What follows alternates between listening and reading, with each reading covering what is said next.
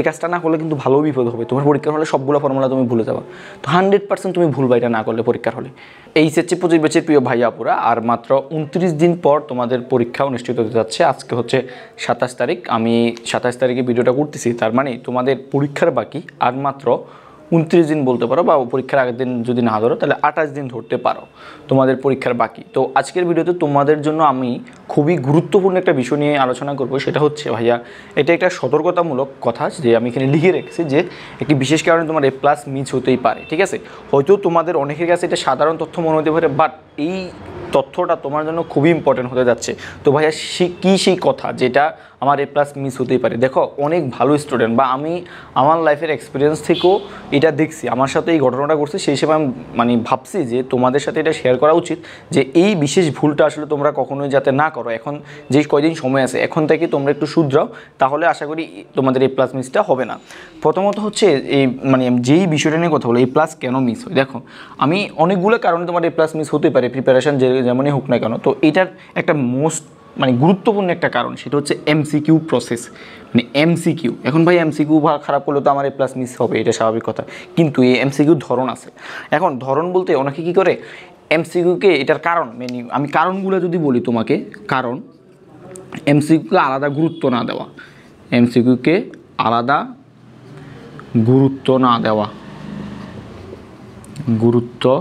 না দেওয়া, তো ভাই MCQকে কেন আমি আলাদা গুরুত্ব দেবো? দেখো, তুমি MCQতে তোমার 75 মার্কে পরীক্ষা টোটাল, এটার ভিতরে 25 মার্ক তোমার MCQ, 25 মার্ক তোমার MCQ, আর মাত্র 50। তাহলে দেখো কত পার্সেন্ট। ঠিক আছে, 25 মার্ক, তুমি বুঝতেছো? তাহলে ভালোই 33% হচ্ছে তোমার এটার উপর মার্ক। এখন এই 25-এর ভিতরে যদি তুমি 20+ বা 20+ অথবা 22-23 না পাও, তাহলে কিন্তু তোমার A+ পাওয়ার ভালোই একটা রিস্ক থেকে যায়। কারণ হচ্ছে ভাইয়া, MCQতে তোমার সব ফুল মার্ক থাকে, এখানে কাটার কোনো সুযোগ নেই, এখানে ফুল মার্ক এখানে থাকে।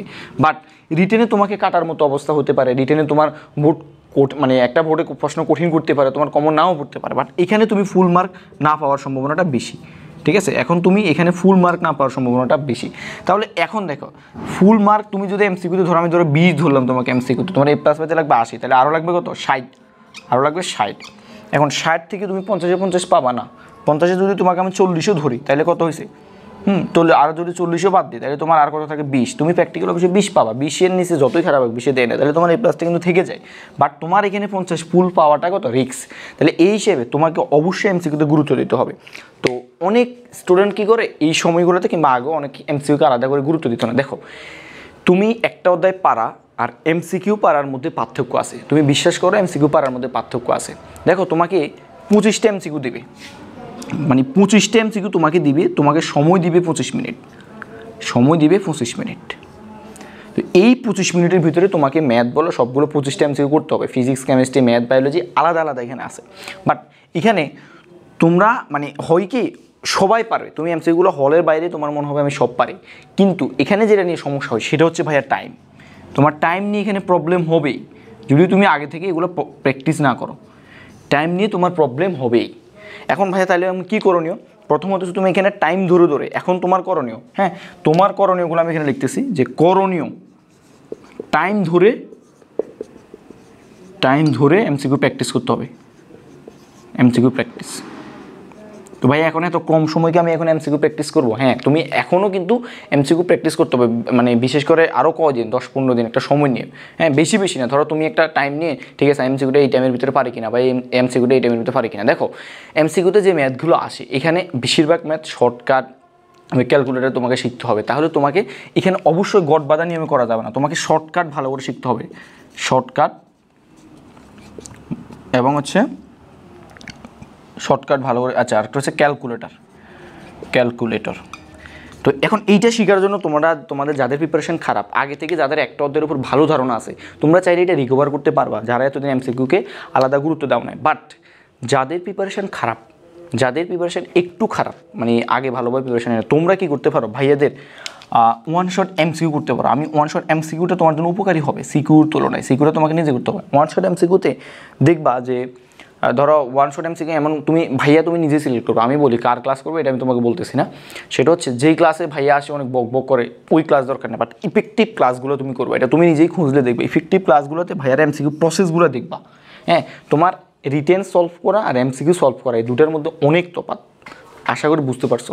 তাহলে এমসিকিউতে তুমি কীভাবে এখানে ট্রিক্সগুলো, যে ট্রিক্স দেখায় এইরকমভাবে করবা, ঠিক আছে। ধরো তোমার আমি ফিজিক্সের মানুষ, ফিজিক্সের তুমি 25টা এমসিকিউর ভিতরে তোমার ধরো 7 থেকে 8টা মানে কথাই আসবে আর কি, তো এগুলো তোমাকে মিস করা যাবে না, যেন বইয়ের রুটিনে ভালো যাবে। বাকি যেই কটা থাকে ধরো 17টা বা 18টা বা ধরো 16টা ধরি, এগুলো কিন্তু ম্যাথ, এগুলো ম্যাথ।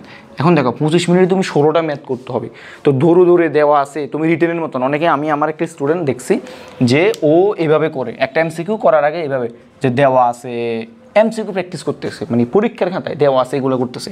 হ্যাঁ, দেওয়া আছে হ্যাঁ এল সমান এত, ডাব্লিউ সমান এত, আই সমান কত, হোয়াট, এইরকম এমসিকিউ করতেছে না। এগুলো তো করার সময় নাই, এত কিছু সময় নাই। জাস্ট তুমি কোশ্চান দেখবা, কোশ্চানে আবার পরীক্ষার হলে তোমাকে দিবে না, তোমাকে এক্সপেলও করতে পারে যে পরীক্ষার মানে খাতার পেজে একবার তোমাকে এরকম একটা খাতা দেবে সুন্দর করে, লাস্ট পেজে তুমি এটা করবা। এই যে তখন তুমি কি মানে সলভ করবাটা কীভাবে ভাইয়া, তুমি সলভ করবা, কোশ্চানটা দেখছো কী বের করতে হবে, জাস্ট ওই সূত্রটা লিখবা, জাস্ট ওই সূত্রটা দেখবে। তোমাকে এটা বের করতে হচ্ছে কর্মদক্ষতা, ঠিক আছে, এগুলো লেখার দরকার নেই, এটা দেওয়া আছে, এটা দেওয়া আছে 100%, ক্যালকুলেটার বসে দেবে আনসার। বাট তোমাকে 25 মিনিটে ধরো এই 7টা থেকে 8টা আনসার করার জন্য ধরো তোমার 3 থেকে 4 মিনিট যাবে 5 মিনিটের ভিতরে, বা অনেক সময় যারা ভাবে ধরো 20-5 মিনিট এখানে শেষ ধরো, তাহলে তুমি 20 মিনিটে 16টা ম্যাথ করতে পারবা নর্মালভাবে। তুমি যদি নর্মালভাবে ধরে ধরে করো তাহলে এই ভুলগুলো করা যাবে না। এখন এই ভুলগুলো তো আমি ভাইয়া মুখে বললে হবে না, এগুলো এখন বাসায় প্র্যাকটিস করতে হবে। এখন মানে আজকে থেকে তোমরা যারা এই ভুলটা করছো আগে, এখন এই মুহূর্তে বাসায় যাই এগুলো ভালোভাবে প্র্যাকটিস করতে হবে টাইম ধরে, যে স্বল্প সময় তুমি পারো কি না। ওই যে দেওয়া আছে, আমরা পাই, তোমরা পাই, ওরা জানে, হ্যাঁ তারা জানে, এইসব আবেগী কথা দিয়ে তুমি এমসিকিউ প্র্যাকটিস করবে না, ওগুলো সিকিউতে করবা। তাহলে এমসিকিউতে তুমি যত কম লেখা, তুমি একটা ফেজে তোমাকে এরকম একটা ফেজ নিয়ে তোমাকে করতে হবে, আশা করি বুঝতে পারছো। এবং আরেকটা হলো যে এমসিকিউ ভালো করার করণীয় তোমার, সেটা হচ্ছে ফর্মুলাগুলো ভাই ভালোভাবে মাথায় রাখবা। ফর্মুলা ভালোভাবে এখন থেকে ডেইলি, এই যে মুখস্থ, এখন থেকে ডেইলি তুমি মানে ফিজিক্স আর কেমিস্ট্রি, আমি ফিজিক্স আর ম্যাথ 30 মিনিট করে আমি তোমাকে বলবো 30 মিনিট করে ডেইলি ফর্মুলা প্র্যাকটিস করবা। মানে এমসিকিউর জন্য তোমাকে এমসিকিউ বলো সিকিউ বলো, তুমি যদি ফর্মুলাগুলো ভাইয়া যে ধাপে বলছি যে প্রতিদিন এই টাইমে 30 মিনিট করে মানে প্র্যাকটিস যদি না করো, তাহলে পরীক্ষার হলে তুমি মাস্ট ভুলবা, এটা মাথায় রাখবা। এই ভুলটা করা যাবে না। তোমার কাছে মনে হতে পারে 1 ঘন্টা আমি সময় ব্যয় না করে অন্য একটা অধ্যায় পড়ি, না, এখন নতুন কিছু পড়ার টাইম নাই। তুমি এমসিকিউর জন্য ফর্মুলা ডেইলি 30 মিনিট করে, বিশেষ করে ফিজিক্স, কেমিস্ট্রিতে এমন একটা ফর্মুলা নাই, তারপরে দেখতে পারো ডেইলি 2-3 মানে 15-20 মিনিট করে বা 1-2 দিন অন্তর। কিন্তু তুমি ফিজিক্স এবং হচ্ছে ভাইয়া ম্যাথ, ফিজিক্স এবং ম্যাথ এই দুইটা জিনিস তুমি 1 ঘন্টা 60 মিনিট ডেইলি প্র্যাকটিস করতে হবে। ডেইলি অনেকগুলা ফর্মুলা তোমার মাথায় থাকবে না, তাহলে ডেইলি তোমাকে লিখে প্র্যাকটিস করতে হবে। একটা অকাজ একটা খাতা নিবা, ওই খাতার মধ্যে শুধু এমসিকিউগুলো প্র্যাকটিস করবো। আশা করি বুঝতে পারছো। তাহলে এই কাজগুলো তোমাকে করতে পারি। আমার মোট কথা হচ্ছে তোমাকে এমসিকিউতে ভালোই গুরুত্ব দিতে হবে এখন থেকে। বোর্ডগুলো সলভ করো। তাদের আগে সময় আছে ওয়ান শট ক্লাসগুলো দেখো। আবার ওয়ান শট ক্লাস ওই যে বসে 4-5 ঘন্টার ওয়ান শট ক্লাস করার দরকার নাই। তুমি ভাইয়ার প্রসেসটা দেখবা, তুমি ভাইয়া থেকে সলভ করা শিখিও না। তোমাকে ভাইয়া কীভাবে প্রত্যেকটা ম্যাথ তোমাকে সলভ করা দেবে, তুমি দেখবা যে ভাই ওয়ান শট ক্লাস থেকে দেখবা যে ভাইয়া এমসিকিউটা সলভ করে কোনো ওয়েতে, বুঝছো? এটা মাথায় রাখবে। এখন বেসিক ধরে প্রত্যেকটা এমসিকিউ করবা, এই টাইমও নাই। আর ওই প্রসেসে তুমি পরীক্ষার হলে খাটাও, তুমি শেষ। এই প্রসঙ্গ যেহেতু আসছে, তাহলে আমার একটা কথা বলি, এইটা আমি কেন একটা বিশেষ ভুল বললাম।